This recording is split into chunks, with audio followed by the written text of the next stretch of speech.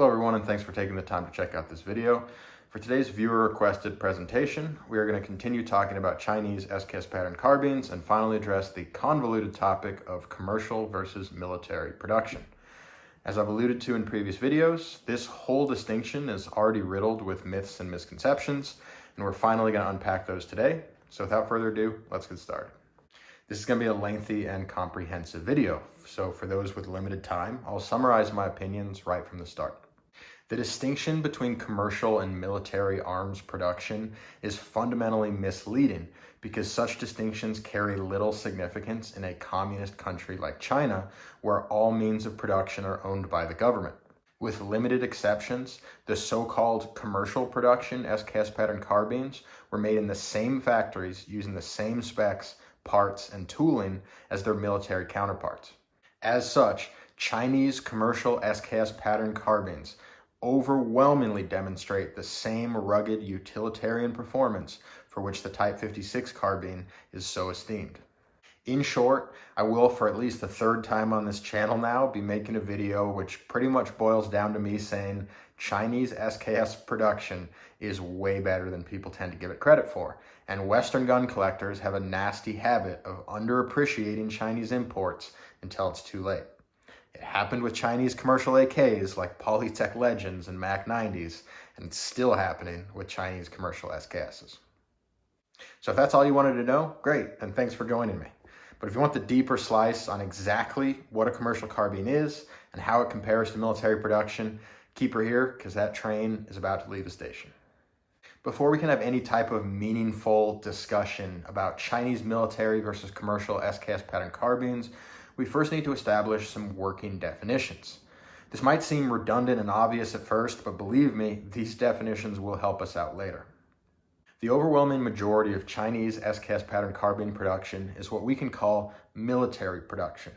These weapons, better known as Type 56 carbines, were manufactured with the intent of bolstering Chinese security, whether that meant equipping Chinese forces domestically or allied forces abroad. A few relatively minor variations notwithstanding, Type 56 carbines are close facsimiles of the Soviet SKS-45 in terms of dimensions and features. That is to say, they have a 20-inch barrel, a fixed 10-round magazine, and a folding bayonet of some type, and no other significant modifications to the core SKS-45 design.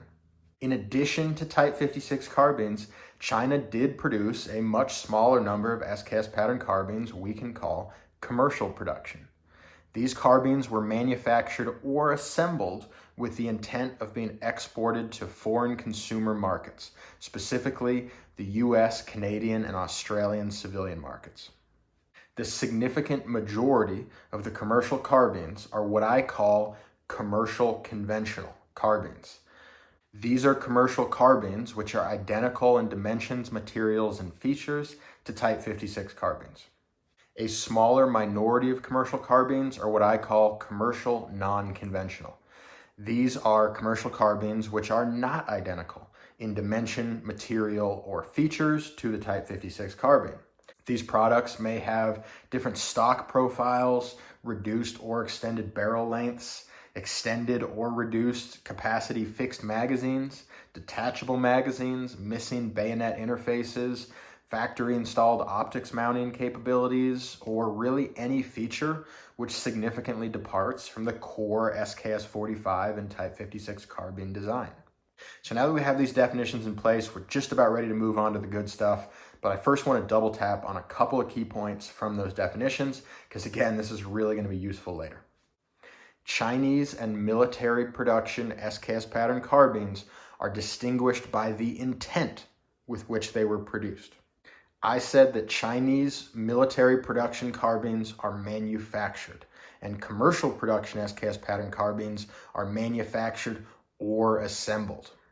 The vast majority of Chinese production is military.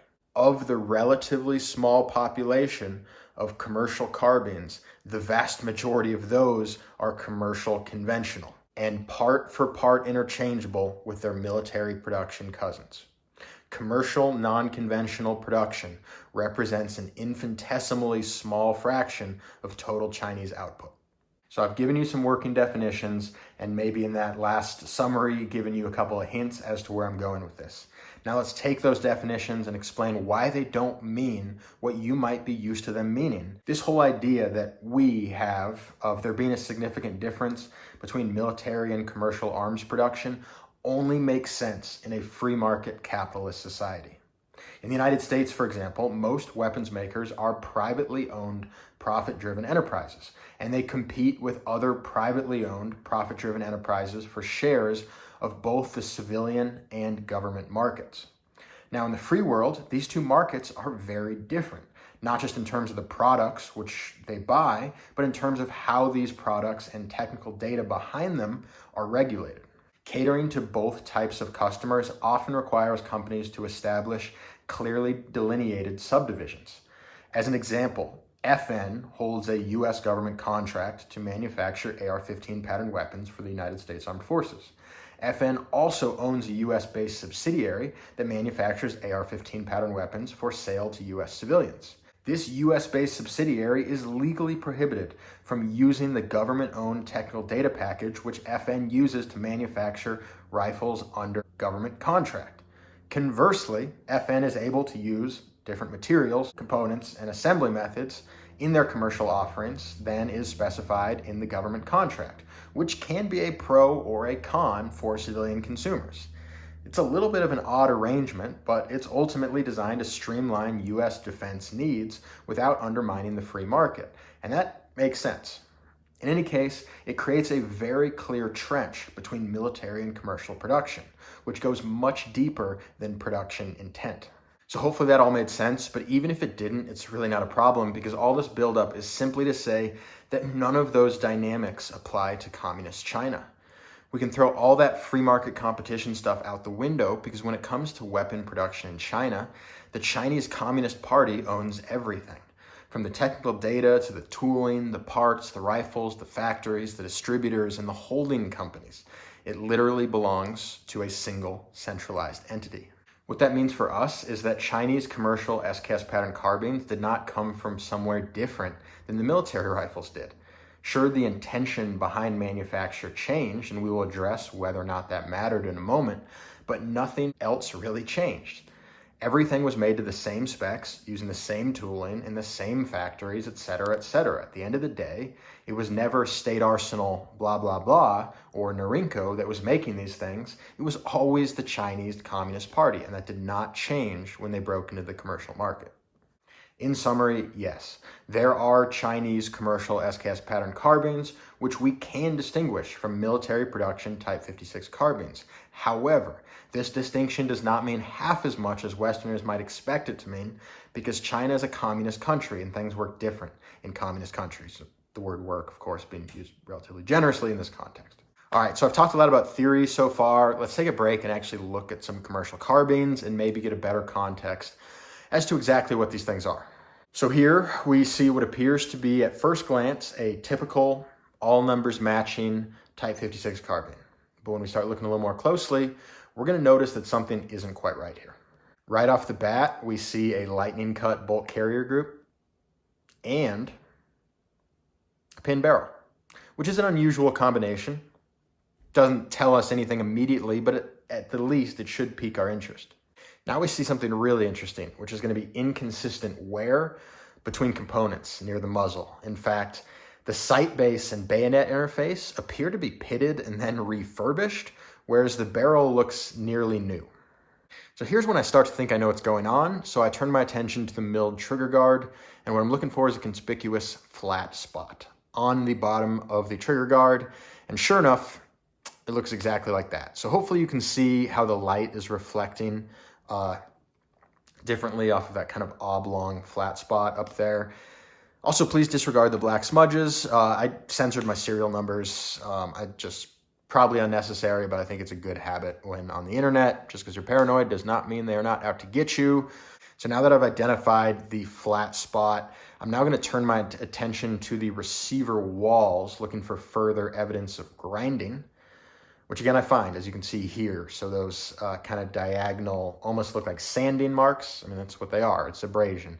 That's what we're seeing. So last but not least, we're going to turn our attention to the weapon markings on the receiver, and we're going to see that we have no arsenal mark. We have no Type 56 designation, just a 1988 date code followed by a 5-digit serial number. If we look even more closely, we can actually see obvious signs of grinding, as well as a deeply struck vestige of whatever marking. If you can see, it kind of looks like an eye, and it's just kind of stuck in there, offset to the rest of that serial number. That's a remnant of whatever marking was on this receiver before it was ground down and re-stamped with this new serial number. So what have we been looking at here? This is a typical commercial conventional carbine. It's a bunch of surplus parts, sanitized of their military markings, refinished if necessary, force matched with brand new serial numbers, and in this case, mated to a brand new barrel. It's basically the Chinese equivalent of a CMP M1 Garand, except again, this was not done by a private enterprise. It was done by the same factories that have been making these things all along. Commercial is a reference to who they were sold to, not a reference to who made them. So let's look at another commercial carbine. This time we're looking at a non-conventional. So right off the bat, we see that this carbine has a sub 20-inch barrel. So we immediately know that this is not military production, which is really confusing because when we look at the receiver, we see pretty typical military markings, identifying this receiver, in fact, as being 30-year production, State Arsenal 296, a rather rare 1950s specimen. We see that the bolt carrier and barrel lug look correct, and we even see that the magazine clearly is originally matching. It has a distinct patina consistent with its age that would preclude the possibility of this magazine having been force matched. To add to the confusion, we have a fiberglass stock, which despite actually being an authentic Chinese military issued item, it is not correct for a 1958 carbine, not to mention the decidedly not authentic cheese grater handguard. So what are we going to do? Well, we're going to take a chance and go to our old standby milled trigger guard test. It doesn't work every time. But in this case, lo and behold, we see that yes, this trigger guard has also been ground down and force matched. We can clearly see how that distinctly round surface has been reprofiled, and we have that light being thrown off in a distinct way. So once again, we can conclude that this is an amalgamation of military parts. They're stripped of context, but assembled in a configuration which works properly, in this case, a non-conventional commercial carbine, using some pretty rare and collectible parts and probably just some random parts that got thrown in for sale on the American civilian market. All right, so with that kind of context in place, let's start to answer the real questions. What is a commercial carbine? Why do they exist? How can you identify them? And should you avoid them? A commercial carbine can be a lot of things. It can be a refurbished military rifle. It can be a brand new rifle, or most commonly, a totally random amalgamation of parts. And that's what we just looked at examples of. That said, regardless of what parts go into it, all parts were produced using the tools, technical data, and materials which were used to make military Type 56 carbines because it's communist China. So the reasons why commercial carbines exist are pretty obvious. When Western markets opened to China, they knew they could never send enough guns to quench our appetite. To only send us their surplus military rifles would have been a waste of opportunity. So those factories that were in a position to manufacture new components or assemble complete rifles did so. It should also be noted that this kind of came at the perfect time for the Chinese because the Type 56 was no longer the workhorse of the PLA, and while it was certainly still in use, it didn't have that central role, and arsenals, state-controlled arsenals that had literal mountains of spare parts no longer had the same degree of accountability and need for those spare parts. And while they originally tried to sell those spare parts directly on the US, Canadian, Australian market, literally trying to sell shipping containers stuffed full of parts, and they couldn't find buyers for those, it was not long before they cleverly realized they could just feed those spare parts into the assembly pipeline. So they were utilizing the existing military production infrastructure and military stockpiles to produce a steady stream of commercial carbines for the foreign market.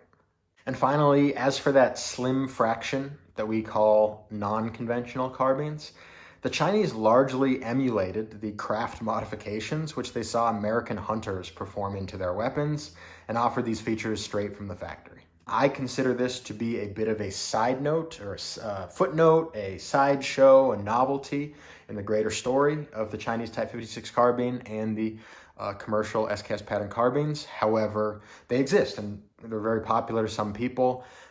That's where they came from. It was basically just the Chinese trying to get one step ahead of the curve and seeing what American backwoods bubbas were doing to their guns.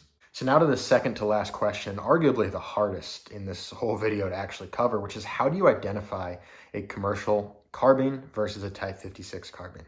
First, let's establish the only time it's hard is when we're talking about distinguishing commercial conventional carbines specifically, because obviously non-conventional carbines are readily apparent. You can't confuse them because they have features that have never been seen on a military rifle. But when we're talking about commercial conventional carbines, the truth is it can be really hard to tell them apart, especially if you haven't devoted a whole bunch of time to studying these things. And it's harder still to explain how to tell them apart. So I'll do my best. First off, if you've ever heard the rule, triangle arsenals are military, rectangles and oval arsenals are commercial, I'm sorry, but that's not true at all. People like to come up with really simple explanations. And it's not to say that Chinese markings are hard to decipher, but they're not that simple. A better rule of thumb, if you wanted a rule of thumb to work with, would be if it has a military model designation on it, looks like that, by the way, it was made for the military. And if it doesn't have a military model designation on it, it wasn't made for the military. Now, please understand, before you get in the comments shouting at me, I offered that as a better rule of thumb. There are tons of exceptions to that rule. You can absolutely get a Type 56 marking on a commercial carbine. I literally just showed you an example of that. And while slightly less common, you can still absolutely get Type 56 carbines that do not have the Type 56 marking on them. Early State Arsenal 296 Triangle 26s, as well as M21s, do not have the military model designation on them, and they're very much Type 56 carbines, so it's a starting point. The best advice I can give, and stay within the scope of this video, and this is not an identification video, is that if it doesn't say Type 56 on it, again, this is what Type 56 looks like, and it's not an early Triangle 26 or an M21, it's probably commercial. If it does say Type 56 on it, but it demonstrates a confusing blend of old and new components, particularly if those components do not match in terms of their apparent wear or show evidence of refinishing, grinding, or force matching, it's probably commercial. So we've finally arrived at the last question, and I'm sure that there's some of you who have just listened to the beginning, jumped through the middle, and you're joining me again here. Welcome, totally legit. The question is, are commercial carbines worse than military carbines, and should you avoid them? Short answer, no. Long answer, maybe. The short answer is no, because the vast majority of commercial carbines are basically just unbranded Type 56 carbines made to military spec from military components on military tooling in military factories. Sure, they might be force matched, refurbished, whatever, but at the end of the day, they really do seem to be functional equivalents of their military cousins. The long answer is maybe, because I do think there are a couple of considerations with commercial carbines that might not exist with Type 56s. First, they are overwhelmingly going to be less collectible than correct military carbines. All else being equal in terms of condition, I personally would expect to pay less for a commercial carbine than a military one, because it's less likely to appreciate in value over time. Second, although I do consider commercial non-conventional production to be almost tangential to the larger conversation, because there's such a small population relative to the vast number of totally different examples, commercial non-conventional carbines are totally a wild card. So anytime you see a Chinese commercial SKS pattern that uses a part which is not present on a military Type 56 carbine, whether that be a magazine interface, an optics mounting point, you are taking a chance. Any component that wasn't military surplus, couldn't have been pulled from a military spare parts bin, or couldn't have been produced on existing military tooling, has a high likelihood of being inferior quality. They aren't all, and I have totally seen, for example, I've seen really well-made fixed 5-round magazines that are the same gauge steel. It wasn't actually quite as good as military. Some of the cuts were a little sloppier, but it was very good, very trustworthy. But I've seen a lot of really sketchy stuff as well. The Star 20-round magazines, I know some of you out there have them that work. Happy for you, that's awesome. That is not the same steel. If you hold that next to your military mag, you will be able to confirm. You pull up calipers on that, it's not the same gauge of steel. Look at the Follower. The Follower is not manufactured the same way.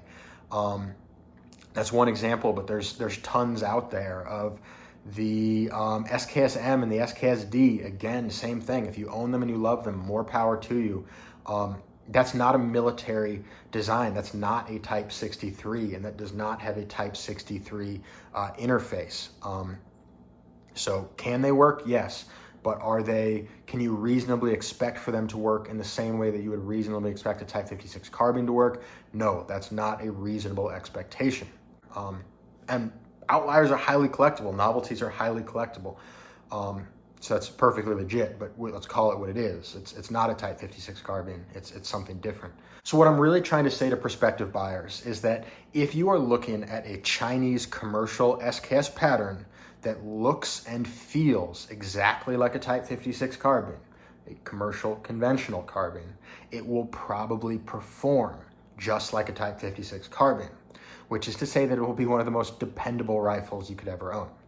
If you're shopping for a Chinese commercial carbine that doesn't look, feel, or function like a Type 56 carbine, aka a commercial non-conventional, don't be surprised if it doesn't perform like a Type 56 carbine either. I do want to make particular note, obviously there are some modifications that are more likely to cause issues than others. Putting a scope rail on something, removing a bayonet assembly, it's really not going to affect the function of the rifle. Messing with the feed system, changing the magazine specifically, that's where you're going to get problems.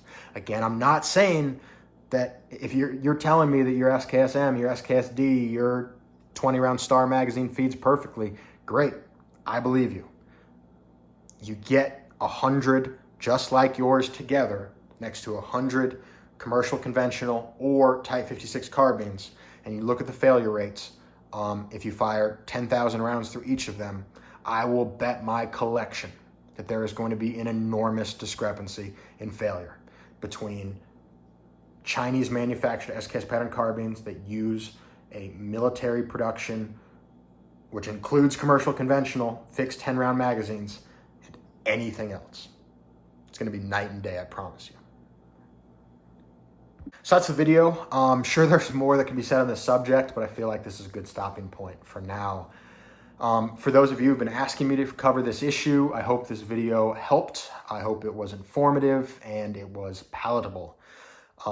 Please jump down in the comments if you have any specific questions or ideas for future presentations. My sincere thanks to all my subscribers. I really do appreciate each of you guys. Those of you who regularly comment on my videos, you guys are the best. I really do appreciate it. And for those of you who enjoyed this comment and are not subscribed, all I can ask is that you consider it. I'm trying to get to 1,000 subscribers, trying to stay motivated to make more and higher quality content. And if that's something you would like to see, subscribing is the most efficient way to keep my head in the game and to keep that coming. Either way, thanks so much for joining me for this video. Have a great day. Enjoy your SKSs. Go shoot if you have the opportunity. Bye.